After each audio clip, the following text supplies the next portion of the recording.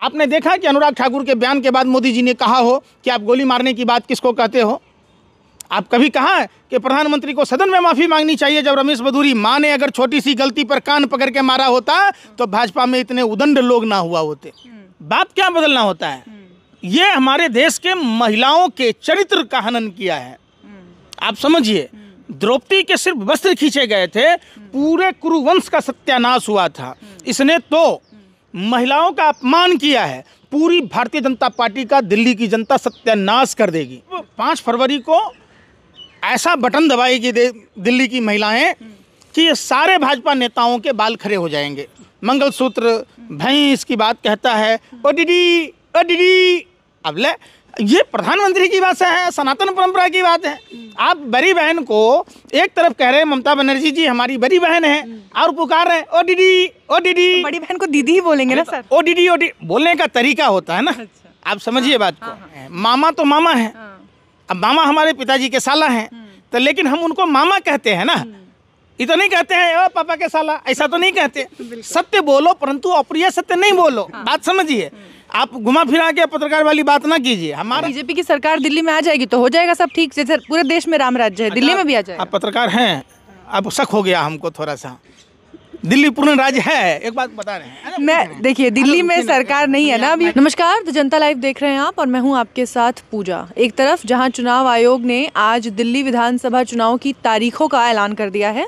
5 तारीख को चुनाव और 8 तारीख को मतगणना। जितनी जल्दी में चुनाव आयोग ने दिल्ली में चुनावों के तारीखों का ऐलान किया है, उतनी ही तेज़ी से इस सर्दी में यहाँ नेताओं ने अपनी बयानबाजी के ज़रिए गर्माहट बनाने का काम किया है। बिधूड़ी साहब ने सर लगातार जिस तरीके की बयानबाजी की है, सीधे मुद्दे पर आते हैं, उसको लेकर कांग्रेस पार्टी की तरफ से अभी तक कोई दमदार प्रतिक्रिया नहीं आई है। लेकिन आपको क्या लगता है, इस तरीके की बयानबाजी को लेकर बीजेपी जो लगातार 2 बार के सांसद, 3 बार के विधायक इस तरीके की बयानबाजी जब करते हैं, तो इस पर आखिर सत्ता पक्ष में होने के बाद बीजेपी चुप क्यों है? देखिए, भारतीय जनता पार्टी संस्कारहीन लोगों का है अड्डा, जिसके राष्ट्रीय अध्यक्ष हैं जयप्रकाश नड्डा। भारतीय जनता पार्टी में जो जितना बड़ा लुच्चा उतना बड़ा ऊंचा। इसमें किस नेता और मंत्री सांसद की बात करेंगे? जिस टीम का कैप्टन ही बहुरूपिया हो, जो टपोरी की भाषा बोलता हो, जो अमर्यादित भाषा बोलता हो, मंगलसूत्र, मुजरा, गाय, भैंस, बेटी, जर्सी गाय, बछड़ा, माने जर्सी बछड़ा, शब्द जैसे शब्दों का उपयोग करता हो, तो बाकी उनके पार्टी के और सदस्यों का क्या कहना है? सीधा सा बात है। अब आइए मुद्दे की बात। रमेश बधूरी वही नेता है जो मनोज तिवारी के जो समर्थक थे पूर्वांचल के, उत्तर प्रदेश और बिहार के, उनको घर बुलाकर मारा पीटा। और इनके राष्ट्रीय अध्यक्ष पूर्वांचल के लोगों को, बाहर के लोगों को रोहिंग्या कहते हैं। हम रोहिंग्या हैं, हम बांग्लादेशी हैं। अरे जेपी नड्डा जी, आप भूल गए, आपके पिताजी पटना में नौकरी करते थे, आपकी परवरिश बिहार में हुई है। आप जिन्हें जिस थाली में खाया उसी थाली में छेद कर रहे, आप कह रहे हैं कि रोहिंग्या है। दूसरी बात, आपने लोकतंत्र का मंदिर, जो हमारा संसद भवन है, जहां संविधान की रक्षा की बात होती है, संविधान पालन करने की बात होती है, वहीं रमेश बधूरी जब दानिश अली जी को कहता है मुल्ला, पता नहीं क्या क्या शब्द, मतलब वो शब्द अपनी जुबान पे लाना एक तरह से वो परवरिश की बात होती है। तो रमेश बधूरी वो शब्द बोलते रहे, एक गुंडा की तरह, एक मवाली की तरह, और आतंकवादी, हाँ, सब कुछ बोला, कटवा, मुल्ला, आतंकवादी, क्या क्या नहीं बोला, जो शब्द नहीं बोला जाना चाहिए। लोकतंत्र के मंदिर में इस तरीके की बात बोला। दूसरी बात है, देखिए, हमारे सनातन परंपरा में, भारतीय सभ्यता संस्कृति में औरत हमेशा गंगा की तरह पवित्र होती है। आप दिल्ली के मुख्यमंत्री आतिशी, जो चुनी हुई मुख्यमंत्री है, कोई अवतार लेके नहीं बने हैं, वो दिल्ली की जनता ने चुना है। आप कहते हैं उनके 80 वर्षीय पिता के बारे में कि इसने तो अपनी जाति बदलने के बजाय अपना बाप बदल लिया। तो ये सवाल देश की महिलाओं पर उठता है। तो सोचिए कि जो पार्टी बेटी बचाओ बेटी पढ़ाओ का नारा देती है, वो पार्टी देश की महिलाओं का कैसे अपमान करती है। अगल वाली, बगल वाली, इधर वाली, उधर वाली, सारी गली बनाने गाल की तरह। तो एक बात बताइए, मैं तो समझता हूँ हमें नहीं बोलना चाहिए, लेकिन जवाब देना लाजमी है, वरना इतिहास हमें गूंगा बहरा कहेगा। क्या रमेश बधूरी के घर में उनकी पत्नी नहीं है? क्या उनकी बेटियां नहीं हैं? क्या उनकी बहनें नहीं हैं? क्या उनके पास माँ नहीं है? तो क्या वो अपनी माँ बहन बेटियों की गाल की तरह सड़कें बनाते हैं, वो घर के दीवार बनाते हैं? लेकिन सवाल इसलिए उठता है कि उन्होंने सवाल किया है।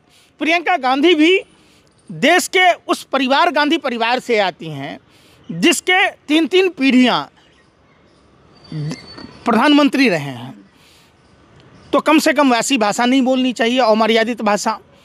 और हम समझते हैं कि क्या भारतीय जनता पार्टी में अच्छे लोगों की कमी है कि प्रधानमंत्री जी आप बताइए, आपके राष्ट्रीय अध्यक्ष जी जयप्रकाश नड्डा जी बताइए कि बोला तो विदोड़ी जी ने है, आप सीधे जयप्रकाश नड्डा और मोदी जी क्यों नहीं वो माफी मांगे फिर? बिल्कुल, राष्ट्रीय पार्टी है, वैसे लोगों को टिकट मत दीजिए जो देश के महिलाओं का सम्मान न करता हो। आप कह रहे हैं मोदी जी माफी मांगे? बिल्कुल माफी मांगनी चाहिए। आप टिकट नहीं दे रहे। देखिए प्रज्ञा ठाकुर इन्हीं की थी जो महात्मा गांधी के बारे में क्या बोलती थी, शहीदों का अपमान करी थी कि नहीं प्रज्ञा ठाकुर?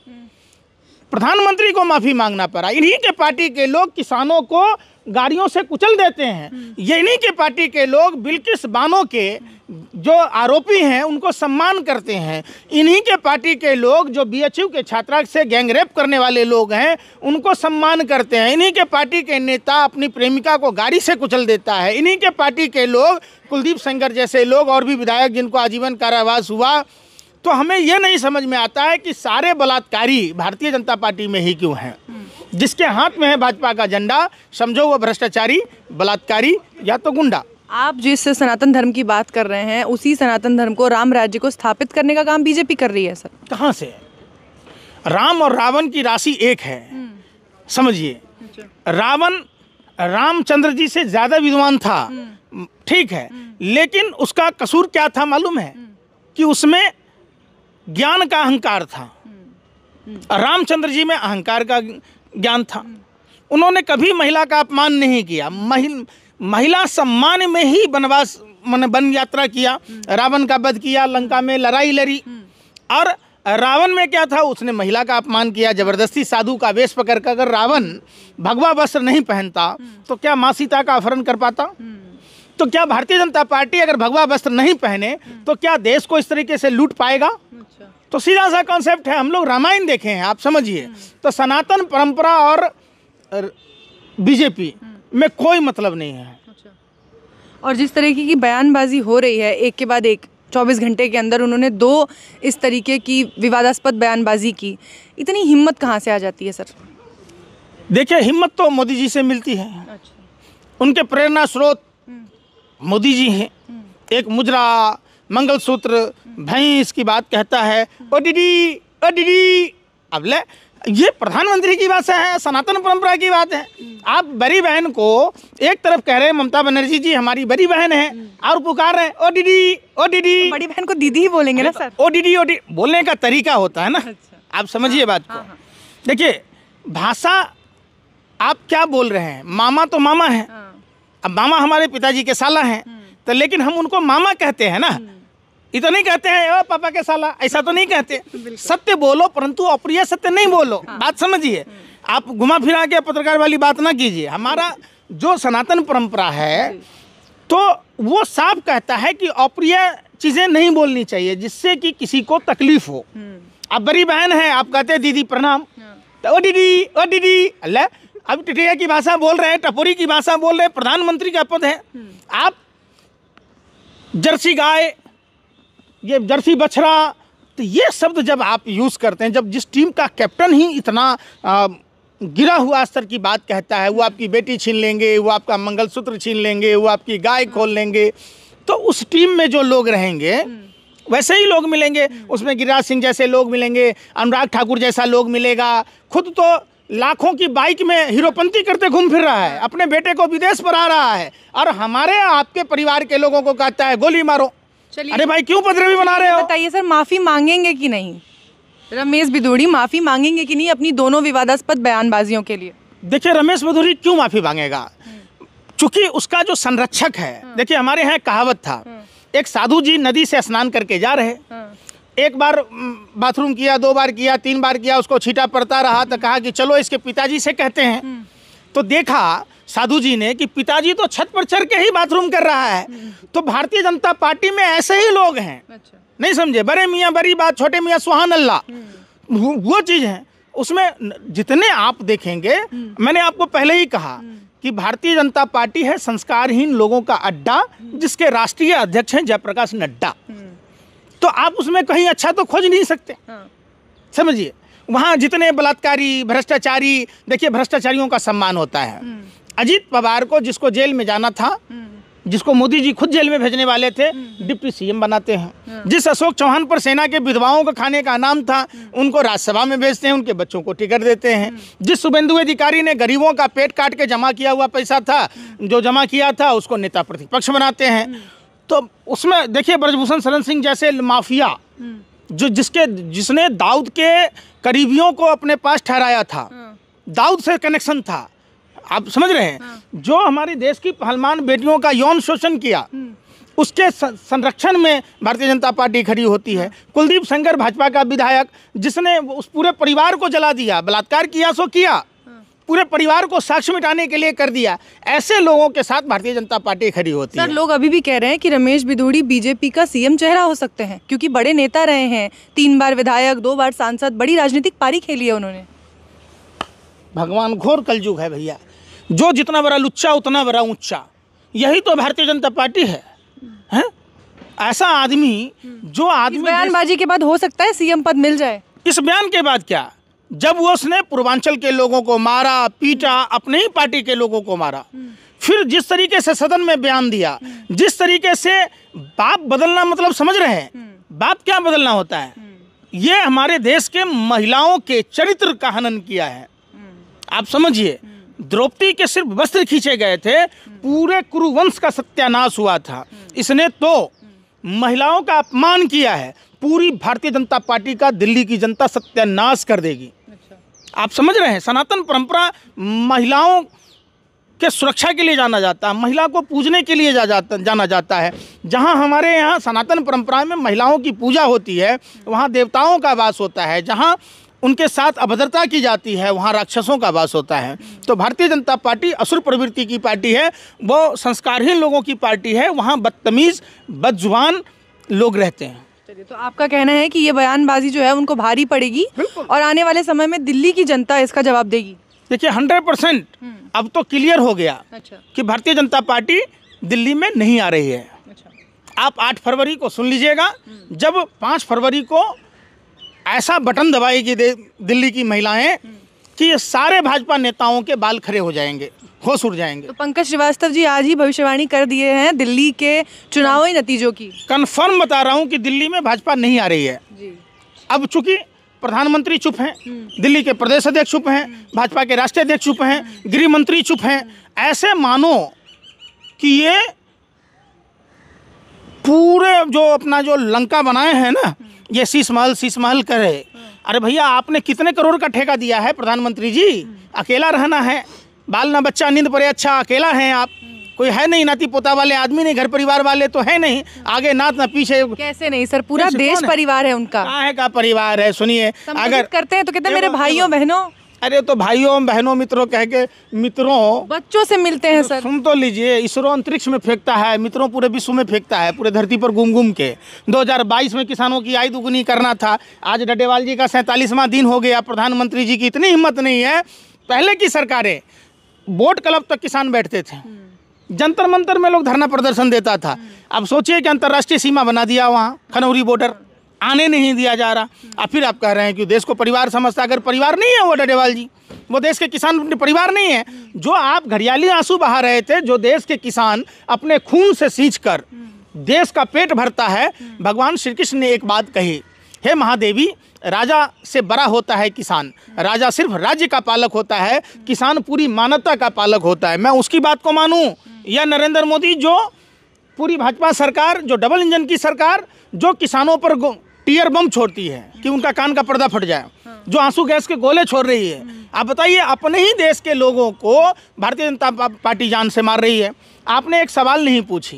मोदी जी तो दिल्ली में रहते हैं, अमित शाह जी तो दिल्ली में रहते हैं, 8 से 10 हज़ार पॉकेट मार दिल्ली में बसों में ट्रेवल करता है।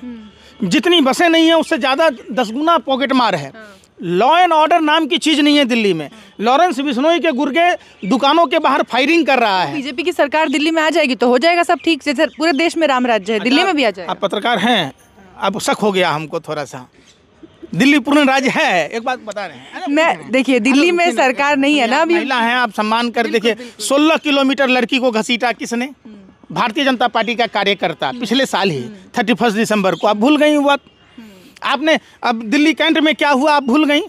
तो आप फिर ऐसे ना कीजिए। आप बताइए ना, कई महिलाओं के चैन खिंच जाते हैं, मंगलसूत्र तक चोरी हो जाता है। सबका गुजरात जैसे देखिए, हमने देखा है, जैसे यूपी में लड़कियां स्कूटर पे पहन के चेन, गले में हार पहन के निकल सकती थी, वैसे दिल्ली में भी सरकार आने दीजिए, फिर हो जाएगा। महिला जो पुलिस वाली थी, जो करवा चौथ का व्रत बनाने जा रही थी, वो प्लास्टिक का पहन रखी थी, इसलिए उनके साथ छेड़छाड़ हुआ क्या?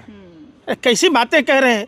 अरे वो लोग भगवा चश्मा लगा रखा है, उसको नहीं दिखता है, उसको मोतौधी है। नहीं समझे बात? एक होता है रतौधी, दिनौधी, मोतौधी है कि उसको अपराध दिखता ही नहीं है। उत्तर प्रदेश में कोई ऐसा घंटा नहीं है जिसमें 5 महिलाओं का, 3 महिलाओं का बलात्कार नहीं होता है, रेप नहीं होता है, छेड़छाड़ नहीं होता है। वही उत्तर प्रदेश है जहाँ दूरबीन लगाने की ज़रूरत नहीं है, मानवीय संवेदना के आधार पर देखने की ज़रूरत है।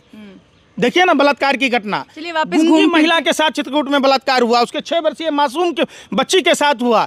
हमें तो शर्म आता है, अमित शाह का नाम सुनते हैं तो शर्म आता है कि ऐसा गृह मंत्री देश ने चुन लिया है और हमें मजबूरी में सुनना पड़ रहा है कि समझो हमारे शरीर में खून नहीं पानी हो कि हम उसका इंसाफ नहीं दिला पा रहे हैं। चलिए घूम फिर के वापस आते हैं अपने आज के जो टॉपिक है, रमेश बिदूड़ी जी पर। रमेश बिदूड़ी के इस बयान के बाद आपको सच में लगता है कि अभी तक उन्होंने माफ़ी नहीं मांगी है, बस खेद प्रकट किया है, माफ़ी वो खुद मांगेंगे? देखिए, इसमें माफ़ी मांगने वाला है कौन?